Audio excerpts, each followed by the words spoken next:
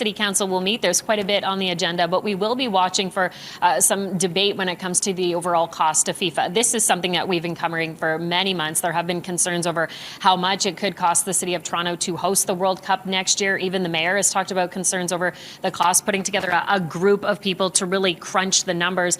What we're seeing in this staff report, they're acknowledging the three levels of government chipping in for the overall cost. So we know, for example, the federal government planning to cover about $104 million, the province planning to cover $97 million, and the City of Toronto covering $178 million. The city was hoping that the funding from the province, though, would come more in the form of cash, but the $97 million will include cash for services, including policing and security during the games, transportation costs, also additional resources when it comes to healthcare and hospitals in the surrounding area. So what does that mean? It looks like there could be an additional $40 million that someone has to cover.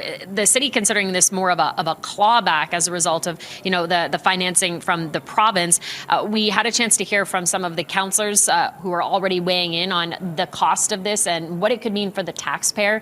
We talked to councillors Matlow and Holiday about this. Here's more. Toronto property taxpayers are going to be holding the bill. They're going to be paying for a lot more. And I think it's important that Doug Ford steps up and remembers that, soccer is a team sport. It's still a year away. I think we're going to have our ups and downs with the numbers.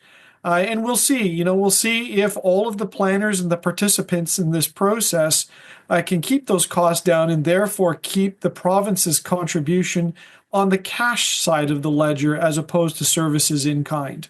Mayor Chow has said she's hopeful that they will continue with negotiating with the province to get a sense of exactly how much money they'll be offering up on this. Also saying if there is that $40 million shortfall, they'll have to make some cuts to the overall FIFA budget. We expect this to be a hot topic today.